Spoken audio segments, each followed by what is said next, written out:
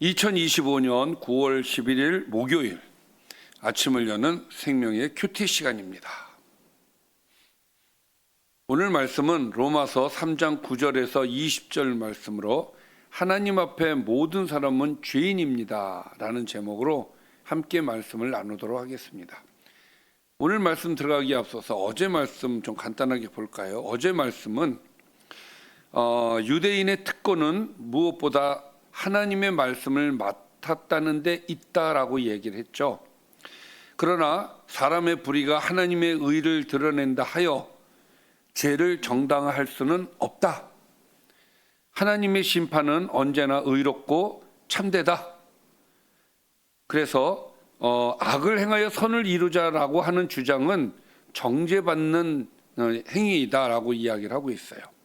그러므로 우리는 하나님의 진리와 거룩하심을 바로 인식해야 한다.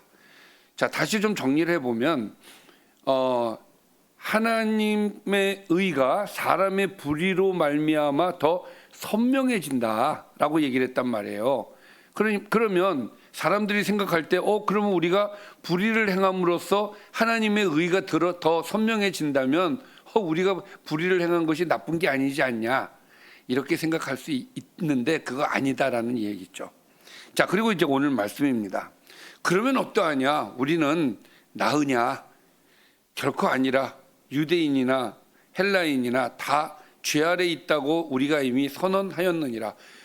유대인이나 헬라인이나, 유대인들은 하나님의 백성이라고 해서 교만하고, 헬라인들은 또 자기들이 철학이 굉장히 그 지혜가 있다고 해서 자기들이 우월하다고 얘기하고, 그러나 중요한 건 무엇이냐? 둘 다 하나님 앞에 죄 아래 있는 것이 중요하다, 이 얘기를 하는 거예요. 그러면서 성경에 있는 여러 곳의 이야기들을 해요. 시편에 나와 있는 말씀들인데, 기록된 바 의인은 없나니 하나도 없다, 이렇게 성경, 이거는 이제 14편에 있는, 시편 14편에 있는 말씀인데, 하나님 앞에 올바른 상태에 있는 자가 없다는 거예요. 율법을 철저히 지키는 유대인조차도 자신을 의롭게 할 수 없다라는 것을 바울은 지금 말하고 싶은 것입니다. 당시 유대인들은 종종 율법 준수자를 뭐라고 불렀냐면 의인이라고 불렀어요. 그러나 바울은 이 개념을 철저히 부정하는 이야기를 지금 하고 있는 것이죠. 자, 그리고 깨닫는 자도 없고 하나님을 찾는 자도 없고, 깨달아야 되는데 깨닫지를 못합니다. 말씀을 깨달아야 되는데 말씀을 깨닫지를 못해요. 그러니까 하나님을 찾지도 않아요. 알면서도 못 찾는 경우도 있고, 그러니까 이게 이제 문제가 되는 겁니다. 그래서 하나님을 찾아야 되는데, 하나님을 보고 나아가야 되는데 그러지 않아요. 오히려 12절 말씀처럼 다 치우쳐 함께 무익하게 되고 선을 행하는 자가 없나니 하나도 없다. 그러니까 이 세상에는 선한 자가 아무도 없다. 무슨 얘기냐? 의인이 없다라는 이야기를 지금 하고 싶은 것이죠. 자, 이렇게 사람들이 헬라인이나 유대인이나 의인이 없다라는 얘기를 하고 싶은 것은 결국은 나중에 가서 무슨 얘기를 하고 싶은 거냐면, 그래서 복음이 필요한 거다라는 얘기를 하고 싶은 거예요.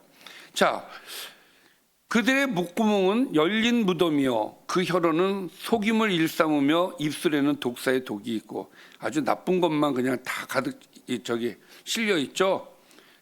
여기서 열린 무덤이라는 말은 열린 무덤은 이제 냄새가 난다는 거예요. 속이 썩어가지고 냄새가 나는 것을 얘기하는 거예요. 그러니까 속이 썩었다, 부패했다, 이런 얘기죠.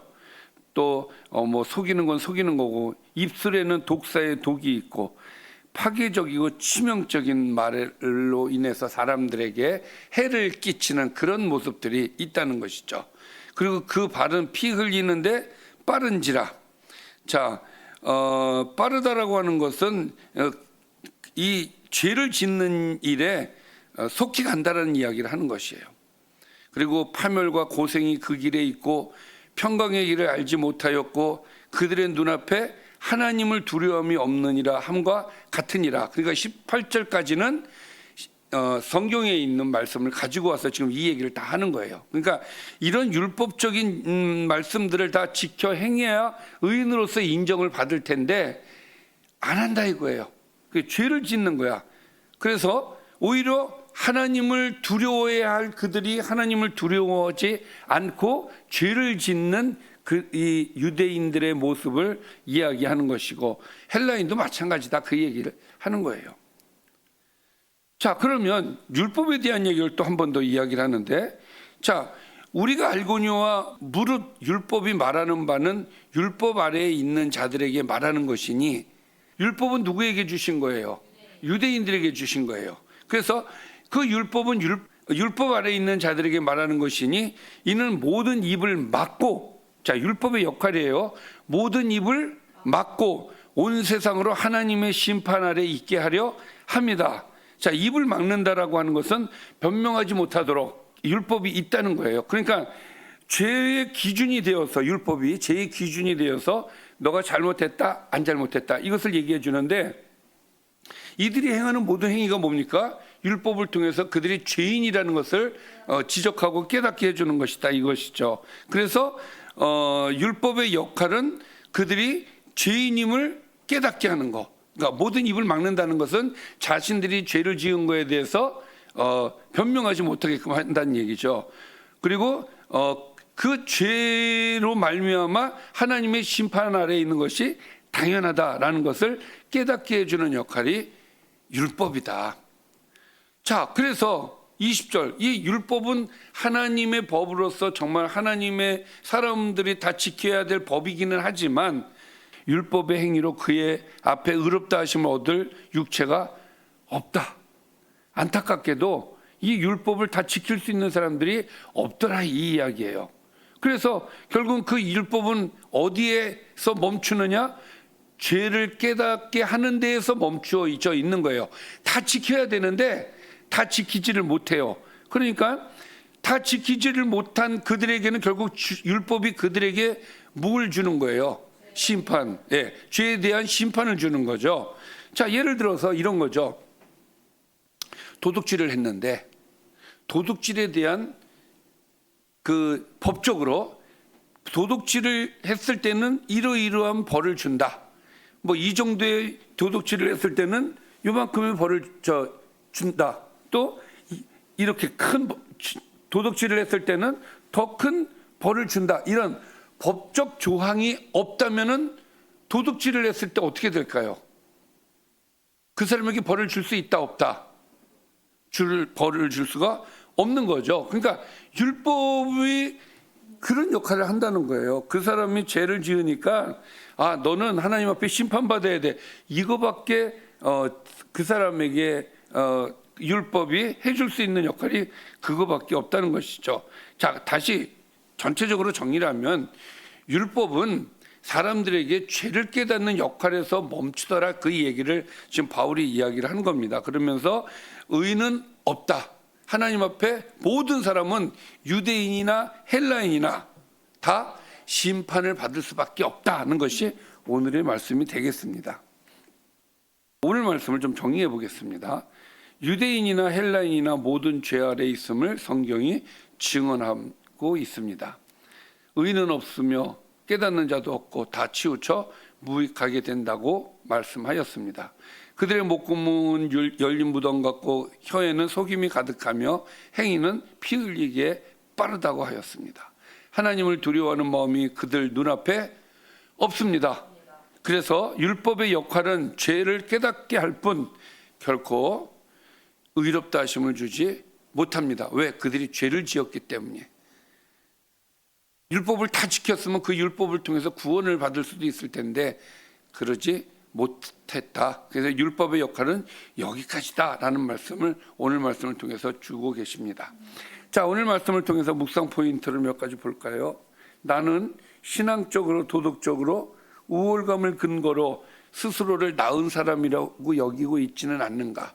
자, 유대인은 나는 하나님의 사람이야, 율법을 갖고 있는 사람이야, 우월감.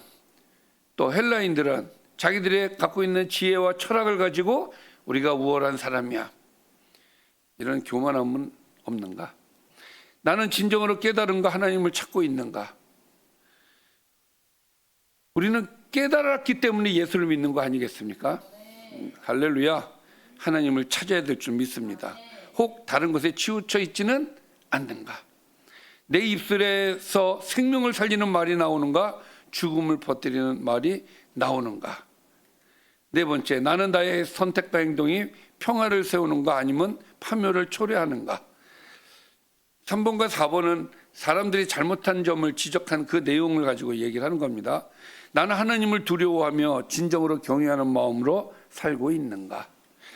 기도하겠습니다. 살아계신 아버지 하나님, 우리에게 구원의 은혜를 허락해 주시기 위해서 이 땅에 예수 그리스도를 보내주셨습니다. 그 복음을 우리가 받아들이고 하나님을 알게 해주시고 깨닫게 해주시고 하나님을 찾게 해주시니 참으로 감사드립니다. 우리가 이 은혜를 받았사오니 늘 하나님 앞에 감사하면서 더 하나님 앞에 나아갈 수 있도록 함께하여 주옵소서.